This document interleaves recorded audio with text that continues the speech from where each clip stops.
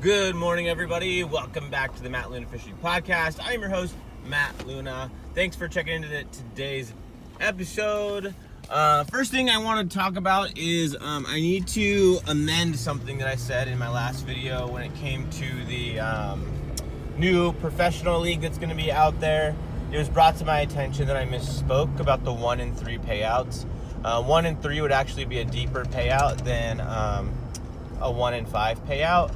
But I want to say that when I remember hearing the interview that I was referring to, when I made that statement that they weren't going to pay as deep so they could keep the checks a little bit bigger, so the guys that did cash checks would take home a little bit more money. I could be wrong on that, but I didn't want to leave that up in the air without understanding or making it known that I realized I made a mistake.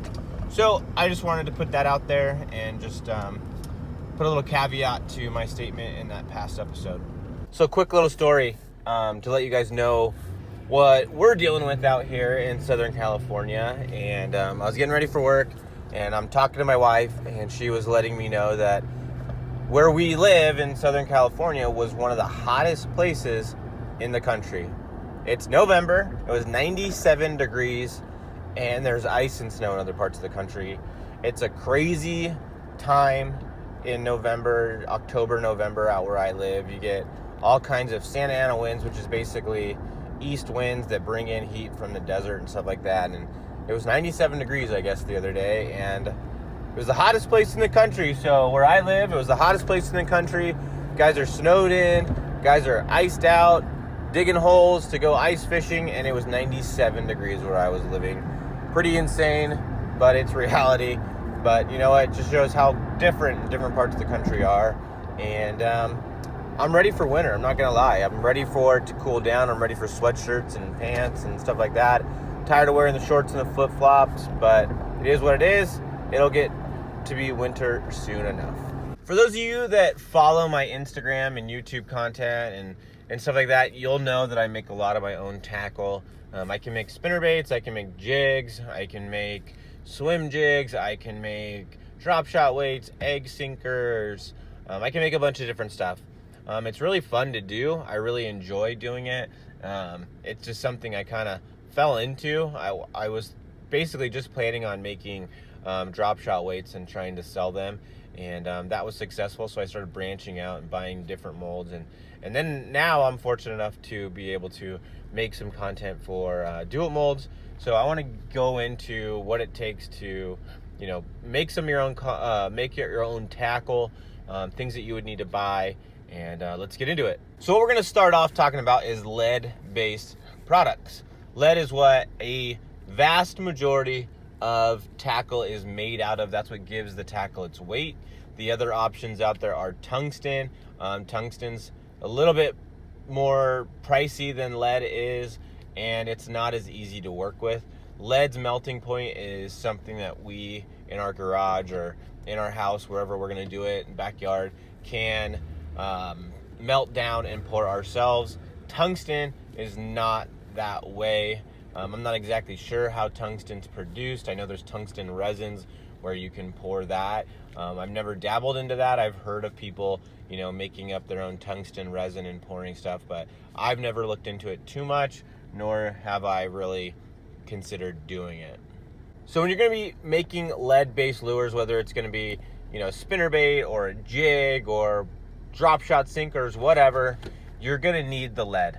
You're going to then need a way to melt down that lead, whether that's going to be in a melting pot, in a ladle that has a heat element on the bottom that heats up the cast iron little bucket that's on the top of it that you then pour into the mold. You're going to need something to melt down that lead.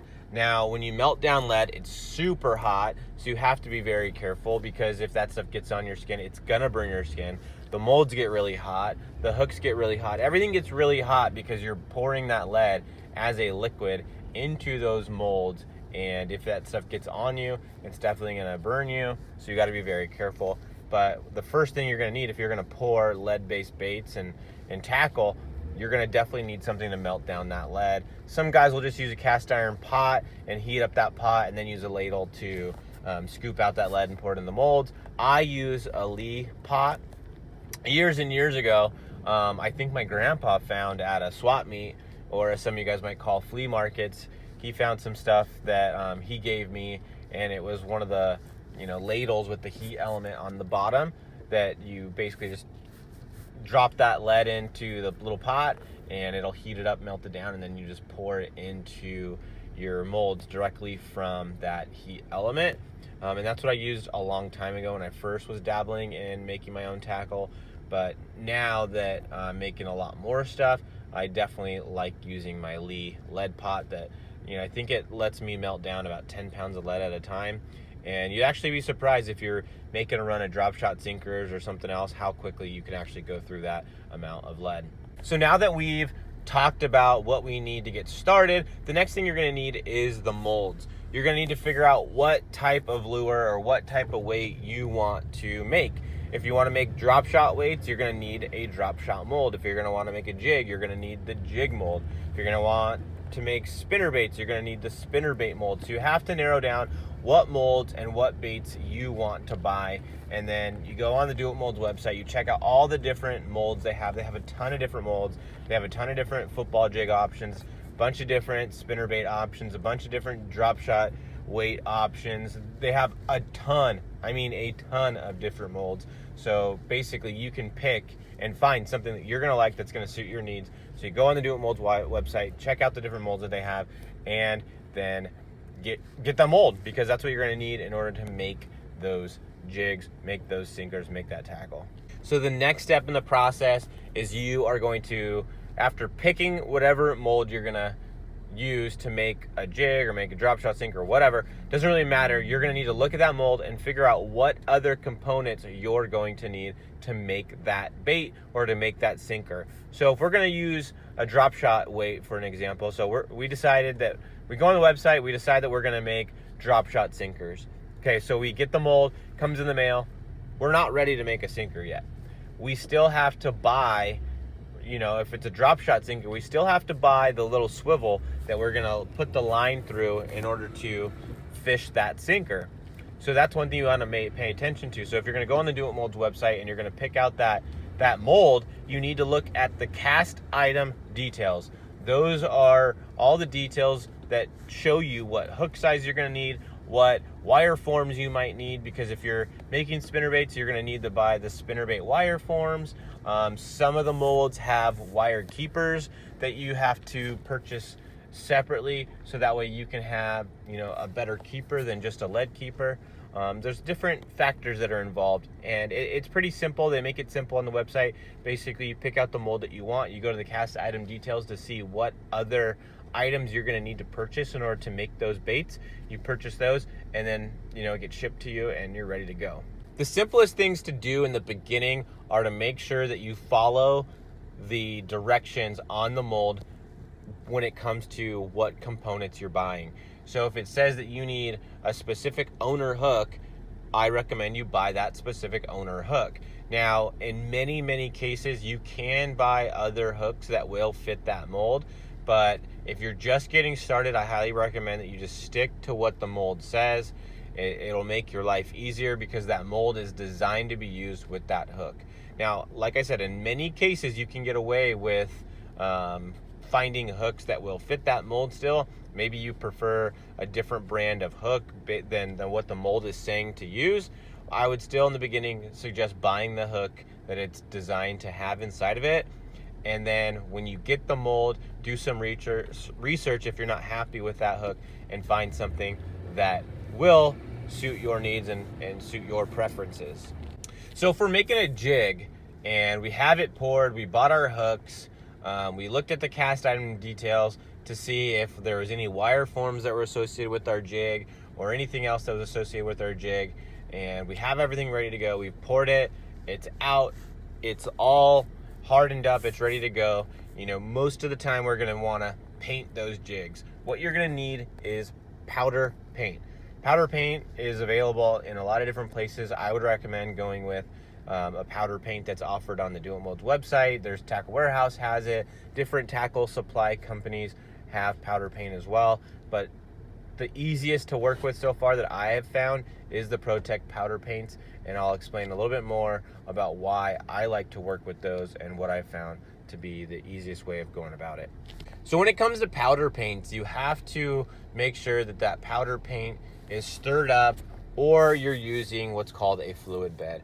If you're just getting into tackle making, I would not worry about the fluid bed. You're not going to be making enough tackle that you're going to need that fluid bed. Basically, what a fluid bed does is it pumps air into the powder paint. So basically, you would pour the powder paint out of the little container that it comes in into your fluid bed, and when you turn the fluid bed on, it would pump air into the powder paint. It would make it basically like water consistency, almost like more fluid, so it moves around easier. And basically what that does is it puts a nice thin, even coating of paint around your jig or around whatever you're making, and it helps have that even coat, because when you go to the next step in the process, which would be baking that powder paint onto your jig or onto your bait, you want that even coating, because you don't want that powder paint to heat back up when you're baking it and then start to drip off or anything like that. So fluid beds can help, but if you don't have a fluid bed, or you're not making enough tackle to justify the fluid bed, or you're just starting out, all you have to do is just stir up that powder paint inside the plastic container that it comes in, and just do that, you know, every couple jigs or every couple baits, and you're not going to have any problems. You just dip that bait into the powder paint after you stirred it up and bring it out real quick. You know, hit the side of the container with that jig or with that lure and get some of that extra paint off, and you should be fine. So once our lure's all painted up, we're going to need to go to the oven, and we want to bake that paint. And where I like to bake it for about 20 minutes at 350 degrees. I just use a little toaster oven. It's in the garage. I've seen videos of people doing it in their house, in their oven. That's not what I would recommend. I don't know if there's any health concerns or anything like that associated with baking the powder paint inside your house. That's just not something that I would do. I definitely use a toaster oven out in the garage. Toaster ovens are pretty cheap to buy. You can get them at Walmart for pretty cheap or something like that, or online, whatever you prefer, but they're not that expensive, and they don't have to worry about, you know, baking that stuff inside your house. There might not be any health concerns. There might be. I'm not exactly sure, so I'd recommend you do some research on that. But basically, you put those finished jigs or those finished baits into the oven. You want to hang them so that way they can dry and heat up, and then they dry once the heat's over, once the timer goes off, or once you pull them out of the oven. But basically what you're trying to do is bake that paint, and when that paint's baking in that oven, it's gonna harden that paint, so that way you get a nice, hard, more durable finish than you would just after, you know, powder painting these jigs beforehand. And I just realized right now that I forgot to mention, when you go to powder paint your jigs or go to powder paint your baits, you have to heat that lead up with, you know, I use a heat gun. I just turn the heat gun on and I give it like a good 20 seconds or something on the heat gun. I turn it, you know, and I get it all heated around the entire bait, and then I dip it into the powder paint. And then you're gonna go, like I said, to the oven, and you're gonna bake that in the oven 20 minutes, 350 degrees. It's gonna get a nice, hard, more durable finish on that powder paint than you would if you just heated up that bait, dipped it in, and then went fishing.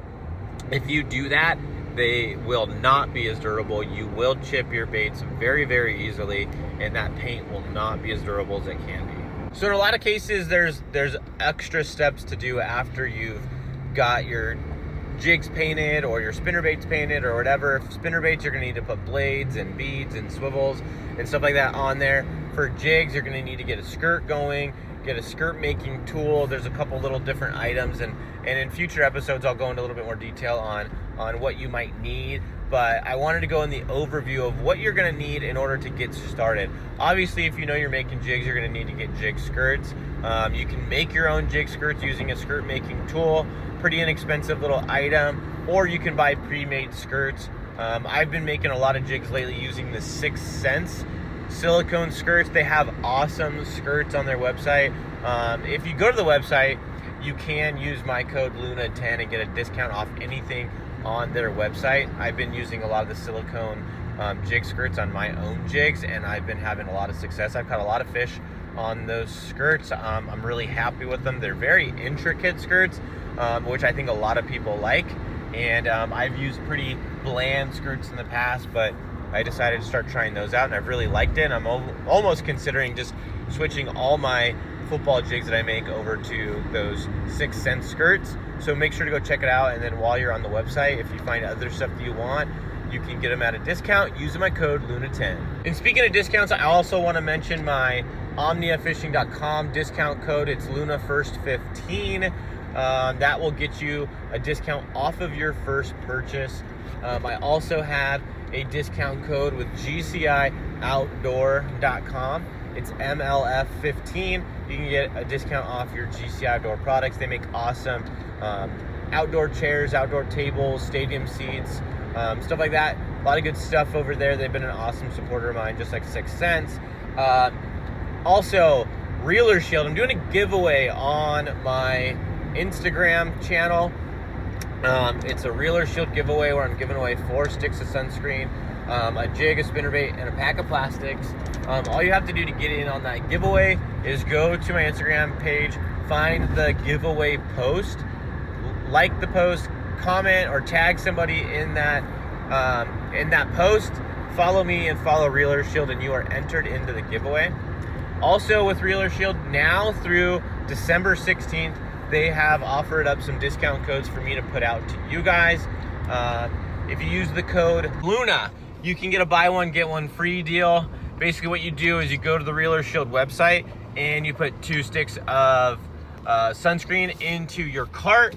Use the code LUNA at checkout and one of those sticks will be free.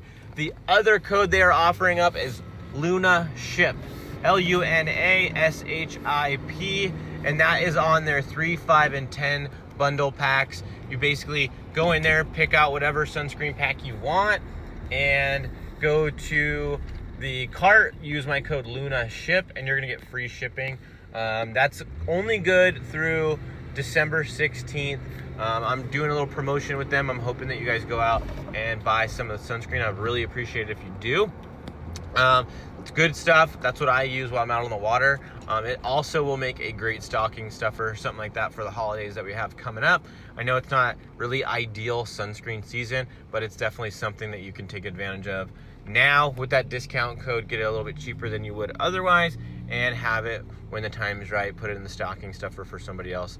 So take advantage of those discount codes.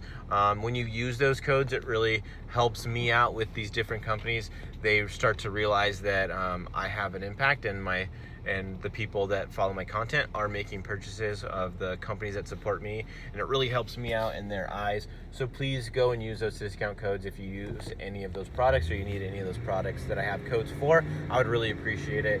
So thanks for checking into today's episode. I really hope you enjoyed learning a little bit about making your own tackle, some of the stuff that you would need. If you enjoyed this episode, let me know. Take a screenshot while you're listening and send it out over your social media and tag me in it, and I will share it as well.